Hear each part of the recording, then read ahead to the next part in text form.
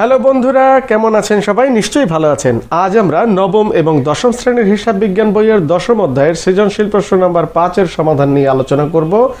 আমাদের 5 নম্বর অঙ্কে এখানে একটি রেওয়ামিল দেওয়া রয়েছে, কিছু তথ্য দেয়া আছে যেগুলি দিয়ে আমাদের করতে হবে সমাপনী নগদ তহবিলের পরিমাণ নির্ণয় করতে হবে, অর্থাৎ হিসাবকাল শেষে কত টাকা হাতে নগদ আছে। খ নাম্বারে করতে বলেছে বিশদ আয় বিবরণী প্রস্তুত করতে হবে। বিশদ আয় বিবরণী প্রস্তুত করে কি করব? মোট মুনাফা বা ক্ষতি নির্ণয় করব। আর একটা বলা হয়েছে গ নাম্বারে মোট মুনাফা 1,38,000 টাকা ধরে নিট মুনাফা বা ক্ষতি, অর্থাৎ আমি মোট মুনাফা বা ক্ষতি বের করি অথবা নিট মুনাফা বা ক্ষতি বের করি, এই দুটো করতে গেলেই কিন্তু আমার বিশদ আয় বিবরণী লাগবে।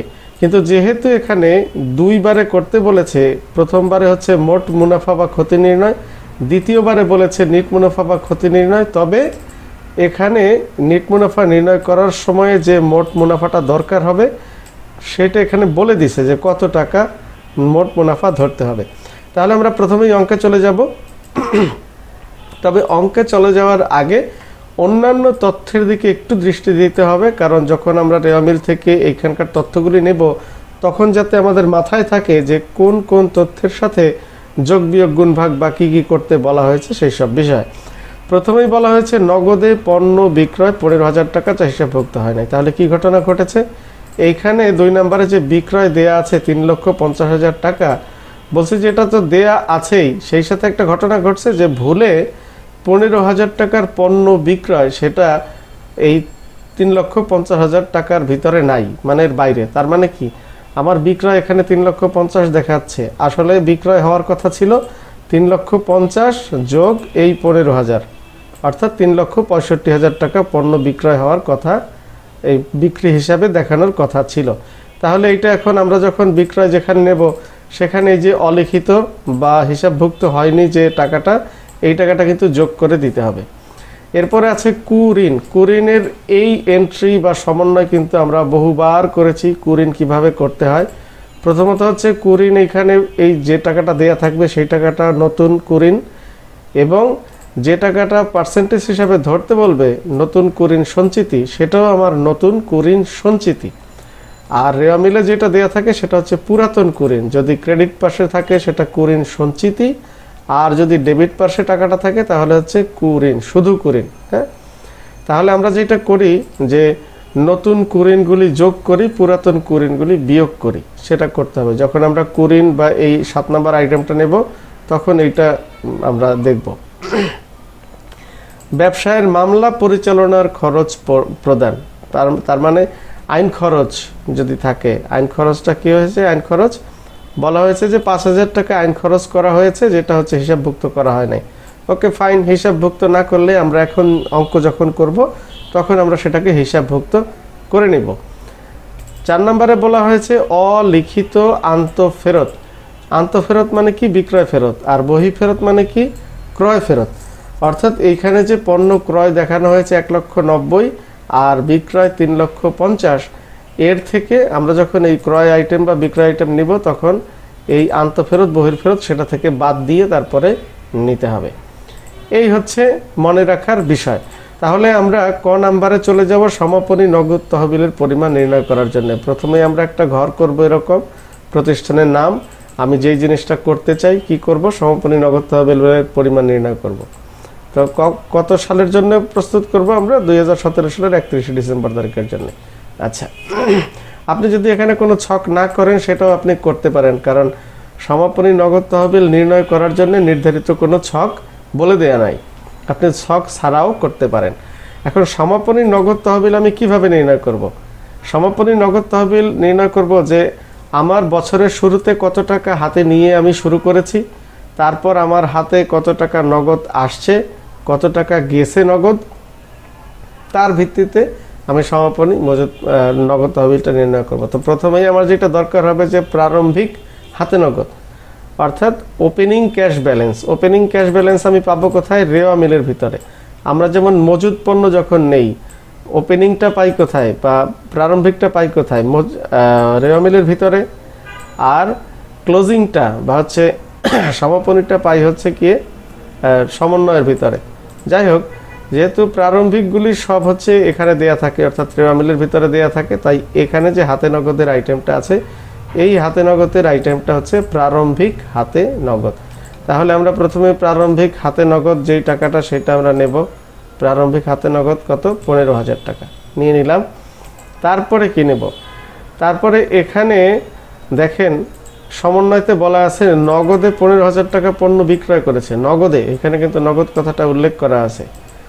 নগদে অর্থাৎ একেবারে ক্যাশ টাকায় 15,000 টাকার পণ্য বিক্রয় করেছে, কিন্তু সেটা এই বিক্রয়ের মধ্যে অন্তর্ভুক্ত নাই, তার মানে রেওয়া মিলের বাইরের হিসাব, রেওয়া মিলের ভিতরে নাই।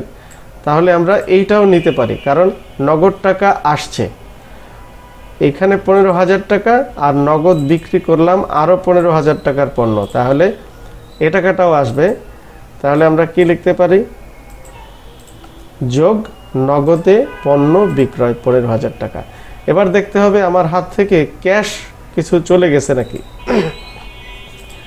এখানে যদি আমরা দেখি যে ব্যবসায়ের মামলা পরিচালনার খরচ প্রদান করা হয়েছে, তা মামলা পরিচালনার জন্য যদি খরচ দেওয়া হয় সেটা কি নগদ টাকা ছাড়া দেওয়া যায়? সেটা বাকিতে হয় না। মামলা পরিচালনার জন্য উকিলকে যে টাকা পয়সা দেওয়া হয় সেটা নগদেই দিয়ে দিতে হয়। সুতরাং এই যে 5,000 টাকা এখানে, এটাও আপনার ধরে নিতে হবে যে এটাও নগদেই পেমেন্ট করা হয়েছে, কারণ আন্তঃফেরত বহি ফেরত এটা হচ্ছে পণ্য ফেরতের বিষয়, এখানে নগদের কোনো বিষয় নেই।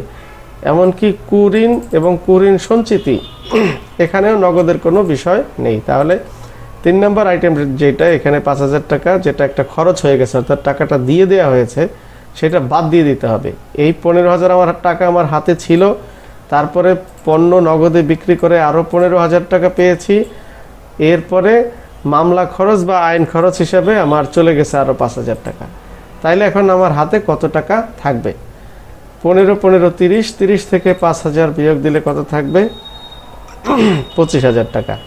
তাহলে এই 25,000 টাকাই হচ্ছে আমার সমাপনী নগদ তহবিলের পরিমাণ। তাহলে ক নাম্বার শেষ। এবার চলে যাব খ নাম্বার। কি বলছে? বিশদ আয় বিবরণী করতে বলছে। ফাইন, বিশদ আয় বিবরণী নির্ধারিত ছক আছে, আমরা সেই ছকটা আঁকবো।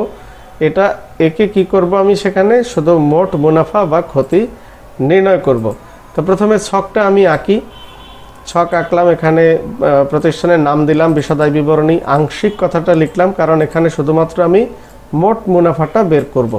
এখন মোট মুনাফা বের করতে হলে আমার কি করতে হবে? নিট বিক্রয় থেকে বিক্রিত পণ্যের ব্যয় বাদ দিতে হবে। নিট বিক্রয় কিভাবে বের করব? যে বিক্রয়ের সাথে যদি কোনো অলিখিত বিক্রয় থাকে সেটা যোগ করব, যদি ফেরত থাকে সেটা বাদ দেব। হ্যাঁ, সেই সব করার পরে নিট বিক্রয় বের হবে।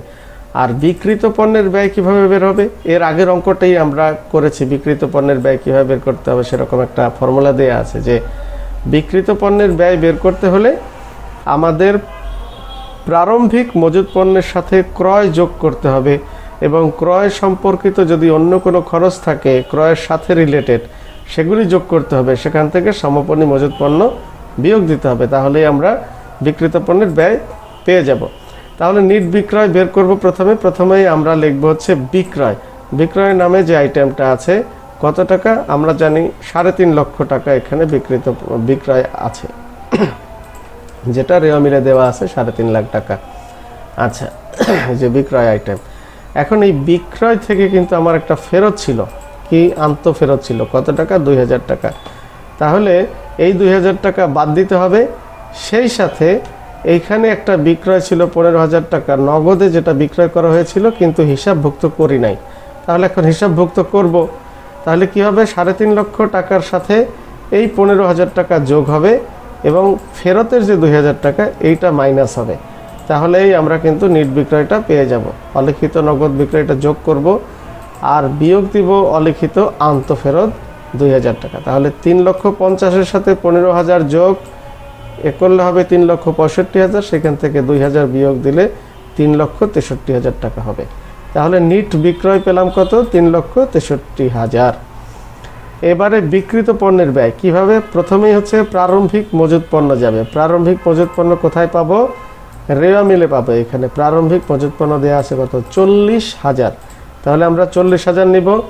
এর সাথে হচ্ছে ক্রয় যাবে। এখন ক্রয় কত টাকা আছে? ক্রয় আছে 1,90,000 টাকা। সেই সাথে কিন্তু ফেরতের একটা বিষয় আছে, এটা খেয়াল রাখতে হবে। ক্রয় আছে কত? 1,90,000, সেখান থেকে বই ফেরত আছে, বই ফেরত আছে 1,000 টাকা। তাহলে 1,90,000 থেকে 1,000 টাকা গেলে থাকলো 1,89,000 টাকা। তারপরে কি বলেছি? পণ্য ক্রয়ের সাথে যদি অন্য কোনো খরচ থাকে, কি খরচ থাকতে পারে? যেমন পণ্য ক্রয় থেকে আমি ক্রয় করে পরিবহনের মাধ্যমে আমি আমার প্রতিষ্ঠানে নিয়ে আসতে পারি, বা পণ্য যদি আমি আমদানি করি তাহলে জাহাজ ভাড়া থাকতে পারে, শুল্ক থাকতে পারে, সেই সব। এখন আমার খুঁজতে হবে যে জাহাজ ভাড়া, ডক চার্জ বা হচ্ছে পরিবহন খরচ এসব কিছু আছে কিনা। যদি থাকে সেটা নিয়ে আসতে হবে।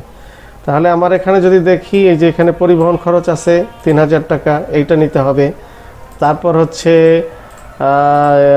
ডক চার্জ, এই যে ডক চার্জ আছে 1,200 টাকা, এইটাও নিতে হবে, কারণ এইটা সরাসরি ক্রয়ের সাথে সম্পর্কিত। তাহলে পরিবহন খরচ নিব 3,000, ডক চার্জ নিব 1,200। এখন আমরা কি করি? প্রারম্ভিক মজুত পণ্যের সাথে ক্রয় যোগ করি এবং ক্রয়ের সাথে যদি যে খরচগুলি থাকে ক্রয় সম্পর্কিত সেগুলি যোগ করি। তাহলে এই 40,000, 1,89,000, 3,000 এবং 1,200 যোগ করলে যোগফল দাঁড়াবে 2,33,200। তো নিয়ম অনুযায়ী বিক্রিত পণ্যের ব্যয় বের করার সময় প্রারম্ভিক মজুত পণ্যের সাথে ক্রয় যোগ হয়, ক্রয়ের সাথে অন্য কোনো খরচ যদি থাকে সেগুলি যোগ হয় এবং সেখান থেকে সমাপনী মজুত পণ্য বিয়োগ হয়। তো সমাপনী মজুত পণ্য আমার এই যে সমন্বয়ে কিন্তু কোথাও সমাপনী মজুত পণ্য দেয়া নেই, সুতরাং সমাপনী মজুত পণ্য দেয়া না থাকলে 0 হবে। তাহলে 2,33,200 থেকে 0 বাদ গেলে যা আছে তাই হবে। আচ্ছা, তাহলে আমরা কি নিট বিক্রয় থেকে বিক্রিত পণ্যের ব্যয় বাদ দিব? নিট বিক্রয় পেয়েছি 3,63,000 আর বিক্রিত পণ্যের ব্যয় পেয়েছি 2,33,200। এটা যদি বিয়োগ দেই তাহলে আমার মোট মুনাফা দাঁড়াবে 1,29,800। এখন একটা মজার কথা এখানে দেখেন, আমরা এই অঙ্কটি করে মোট মুনাফা পেয়েছি 1,29,800, কিন্তু গ নাম্বারে যে করণীয় করতে বলা হয়েছে সেখানে বলছে যে আপনি যে নিট মুনাফা বের করবেন, আপনি যখন নিট মুনাফা বের করবেন তখন মোট মুনাফা ধরে নিতে হবে 1,34,800। আমরা এখানে অঙ্কে পেয়েছি 1,29,000, কিন্তু উনি বলছে যে 1,34,000 টাকা, 34,800। তাহলে এখানে প্রশ্ন আসতে পারে, তাহলে কি আমার অঙ্কটি ভুল হয়েছে, নাকি আমি এই দুইটা সংখ্যাই যদি সঠিক থাকে তাহলে আমি কোন সংখ্যাটি নেব? একেবারে ক্লিয়ার কাট কথা হচ্ছে, আপনার এইখানে অঙ্ক করে আপনি যা কিছুই বের করেন না কেন সেটা ভ্যালুলেস, সেটার কোনো মূল্য নাই। এইখানে করণীয়তে যেটা আপনাকে করতে বলবে, যে সংখ্যাটা তারা ধরে দিবে সেই অনুযায়ী হচ্ছে আপনার অঙ্ক করতে হবে। তাহলে আমরা যখন নিট মুনাফা বা ক্ষতি বের করব তখন মোট মুনাফা ধরে নেব 1,34,800। তাহলে চলে যাই বিশদ আয় বিবরণী করব। আমরা কি বের করব? নিট মুনাফা বের করব। নিট মুনাফা বের করব। নিট মুনাফা কিভাবে বের করব? প্রথমে আমার মোট আয় নিয়ে শুরু করব। মোট আয় আছে কত আমার অঙ্কে দেয়া? 1,34,800। এখন মোট আয় থেকে আমরা নিট মুনাফা বের করার জন্য যেটা করি, মোট আয়ের থেকে পরিচালন ব্যয় বাদ দেই, তারপরে যদি অন্যান্য আয় থাকে সেটা যোগ করি, অন্যান্য ব্যয় থাকলে সেটা বিয়োগ করি। এটা হচ্ছে ক্লিয়ার কাট কথা। এখন পরিচালন ব্যয় আমার খুঁজে বের করতে হবে। পরিচালন ব্যয় এখানে কি কি আছে? প্রথমেই আছে দপ্তর খরচ, কত?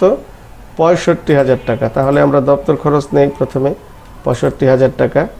তারপরে কি আছে? পরিবহন খরচ, এটা আমরা নিয়েছি অলরেডি। প্রাপ্য হিসাব, প্রদেয় হিসাব, এটা বিবিধ দেনাদার পাওনাদার, এটা পরে যাবে। এরপরে আসে কুঋণ। আচ্ছা, কুঋণের ক্ষেত্রে আমার ডেবিট পাশে কোনো টাকা দেয়া নেই, সুতরাং এই যে 65,000 টাকা ক্রেডিট পাশে দেয়া আছে এটা হচ্ছে কুঋণ ও সন্দেহজনক দেনা সঞ্চিতি রিজার্ভ রাখা হয়েছে, হ্যাঁ, অ্যালাউন্স রাখা হয়েছে, যে পরে যদি কখনো কোনো কেউ টাকা না দেয় তাহলে এইটার সাথে সেটা অ্যাডজাস্ট করা হবে। তো সেটা যাই হোক, রেওয়া মিলে যেটা থাকবে সেটাকে আমরা বলি পুরাতন কুঋণ সঞ্চিতি, ঠিক আছে, যেটা নতুন কুঋণ সঞ্চিতি থেকে বাদ যায়। তাহলে নতুন কুঋণ সঞ্চিতি এখানে একটা টাকা দেয়া আছে, কত টাকা দেয়া আছে?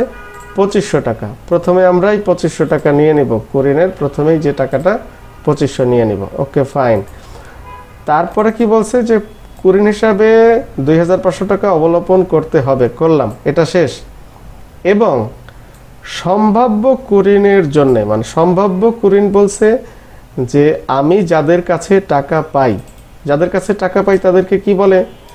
দেনাদার অথবা প্রাপ্য হিসাব, ইংরেজিতে বলে অ্যাকাউন্টস রিসিভেবল, অথবা দেনাদার, যেটা আগে বলা হতো ডেটার্স। ঠিক আছে, তাহলে আমি যাদের কাছে টাকা পাবো, কত টাকা পাবো? ৬৩,০০০ টাকা। কিন্তু অঙ্কে বলছে আপনি যে ৬৩,০০০ টাকা এখানে দেখিয়েছেন, সেখান থেকে আপনি ২,৫০০ টাকা পাবেন না। তাইলে আমি কত টাকা পাবো? আচ্ছা, আমি ৬৩,০০০ টাকা তাদের কাছে পেতাম, এখন আমি ২,৫০০ টাকা পাবো না। ওকে ফাইন, তাহলে আমি পাবো কত? ৬০,৫০০ টাকা। আচ্ছা, এখন এই যে আমি ৬০,৫০০ টাকা পাবো, তো বলছে যে আবার এই ৬০,৫০০ থেকে আবার কিছু পণ্য ফেরত দিয়েছে। কত টাকা ফেরত দিয়েছে? ২,০০০ টাকা। এই যে আন্ত ফেরত ২,০০০ টাকা। তার মানে আমি তাইলে এখন কত টাকা পাবো? ৫৮,৫০০ টাকা মানুষের কাছে পাবো। তাইলে এই যে ৫৮,৫০০ টাকা পাবো, এইটারই হচ্ছে 5% ধরতে হবে। এই যে পার্সেন্টেজটা, এই পার্সেন্টেজটা যে সঞ্চিতি, যেটা এখন নতুন করে আমি একটা অ্যালাউন্স রাখবো, সেইটা কোন টাকার উপরে রাখবো? সেটা রাখবো হচ্ছে আমি ৬৩,০০০ টাকা যে মানুষের কাছে পেতাম, সেখান থেকে ২৫০০ টাকা অলরেডি পাবো না ধরে নিয়েছি, তাই ২৫০০ টাকা বাদ দিলাম। তাইলে এখন কত টাকা পাবো? ৬০,৫০০ টাকা পাবো। কিন্তু আবার বলছে যে এই যে ৬০,৫০০ টাকা আপনি পাবেন, সেখান থেকে কিন্তু পণ্য ফেরত দিয়ে দিচ্ছে আরও ২,০০০ টাকার। তাহলে তো এই ২,০০০ টাকাও বাদ যাবে। তাহলে ২,০০০ টাকা বাদ গেলে থাকবে কত? ৫৮,৫০০। এই ৫৮,৫০০ টাকার উপরেই হচ্ছে এই পার্সেন্টেজটা ক্যালকুলেশন করতে হবে। অর্থাৎ ৫৮,৫০০ টাকার উপরে যদি আমি ৫% নেই, তাহলে ২৯২৫ টাকা হবে। তার মানে এখন কি করতে হবে? আমি কুরিন হিসাবে ২৫০০ টাকা নিলাম, সেই সাথে নতুন কুরিন ২৯২৫ টাকা যোগ করব এবং ৬,৫০০ টাকা পুরাতন কুরিন সঞ্চিতি নামে বিয়োগ করব। আচ্ছা, তাইলে নতুন কুরিন আমি নেই। নতুন কুরিন কি আছে? নতুন কুরিন বা সন্দেহজনক দেনা সঞ্চিতি ২৯২৫। এখান থেকে বিয়োগ করব পুরাতন কুরিন বা সন্দেহজনক দেনা ৬,৫০০ টাকা। তাহলে ২,৫০০ সাথে ২৯২৫ যোগ এবং ৬,৫০০ বিয়োগ, তাহলে হবে কত? ১,০৭৫ টাকা। আচ্ছা, কুরিন সম্পর্কে যদি আপনাদের কিছু জানার থাকে আরও, তাহলে আপনারা কমেন্টস বক্সে কমেন্টস করলে আমি আপনাদেরকে আরও ভালোভাবে বুঝিয়ে দেওয়ার চেষ্টা করব। দেন হচ্ছে প্রাপ্ত বার্তা, এটা অন্যান্য আয়ের মধ্যে যাবে। বিবিধ ক্ষতি অন্যান্য ব্যয়ের মধ্যে যাবে। তারপরে সরঞ্জাম বিক্রয়জনিত মুনাফা, এটাও অন্যান্য আয়ের মধ্যে যাবে। ব্যাংক চার্জ, এইটা যাবে পরিচালন ব্যয়ের মধ্যে। ডাক ও তার, এইটা যাবে। তাহলে এখান থেকে দুইটা, একটা ব্যাংক চার্জ আর একটা হচ্ছে ডাক ও তার। ব্যাংক চার্জ নিলাম, ডাক ও তার নিলাম। আচ্ছা, এরপরে আর কি আছে? কুরিন নেওয়া হয়ে গেল, এটা নেওয়া হয়ে গেল। মামলা পরিচালনার খরচ, অলিখিত পণ্য ফেরত, আর কি বাকি থাকলো? আইন খরচ, যেটা হচ্ছে হিসাবভুক্ত যেহেতু করা হয় নাই, সেক্ষেত্রে আমরা হিসাবভুক্ত করি ৫,০০০ টাকা। তাহলে মোট পরিচালন ব্যয় হলো কত? এই দপ্তর খরচ, কুরিন ইত্যাদি ইত্যাদি, এই আইটেমগুলি মিলিয়ে টোটাল পরিচালন ব্যয় হচ্ছে ৭৩,৯২৫ টাকা। তাহলে মোট মুনাফা করেছিলাম আমি ১,৩৪,৮০০, সেখান থেকে অফিসের এই যে খরচ টরচ বাদ দিলাম ৭৩,৯২৫। তাইলে আমার মোট পরিচালন মুনাফা দাঁড়ালো হচ্ছে ৬০,৮৭৫। এখন মূলত আমার বের করতে হবে নিট মুনাফা। এখন নিট মুনাফা বের করতে হলে অন্যান্য আয়গুলি যোগ করতে হবে, সেই সাথে অন্যান্য ব্যয় বিয়োগ দিতে হবে। এখানে আমি বলেছিলাম প্রাপ্ত বার্তা, এইটা অন্যান্য আয়। সরঞ্জাম বিক্রয়জনিত মুনাফা, এইটাও অন্যান্য আয়ের মধ্যে পড়ে। তাহলে এই দুইটা আমরা প্রথমে যোগ করি, ২৫০০ টাকা এবং প্রাপ্ত বার্তা ৭০০ টাকা। এই দুইটা যোগ করলে কত হবে? ৩,২০০। অন্যান্য ব্যয় একটা আছে এখানে শুধু, বিবিধ ক্ষতি ২৫০০ টাকা। আচ্ছা, ২৫০০ টাকা বিবিধ ক্ষতি হিসাবে আমি দেখাই দিলাম। সুতরাং ৬০,৮৭৫-এর সাথে ৩,২০০ যোগ হবে এবং ২৫০০ টাকা বিয়োগ হবে। বিয়োগ হলে ৬১,৫৭৫ টাকা হবে। আপনারা অবশ্যই এরপর একটা ডবল টান দিয়ে দিবেন। তাহলে আমরা যদি অ্যান্সার লিখি এভাবে লিখতে পারি যে মোট সমাপনী নগদ তহবিলের পরিমাণ হচ্ছে 25,000 টাকা, মোট মুনাফার পরিমাণ হচ্ছে 1,29,800 টাকা, নিট মুনাফার পরিমাণ 61,575। এখানে একটু খেয়াল করতে হবে যে মোট মুনাফার পরিমাণ এখানে কিন্তু আমি 1,29,800 টাকা লিখেছি, যেটা আমি এই অঙ্ক করে পেয়েছিলাম 1,29,800। আমি কিন্তু প্রশ্নে যে গ নাম্বারে যেটা বলেছে এই 1,34,800 লিখি নাই। হ্যাঁ, আপনি মোট মুনাফা যেটা ক্যালকুলেশন করে বের করছেন সেটাই আপনার অ্যান্সারে লিখতে হবে। তো বন্ধুরা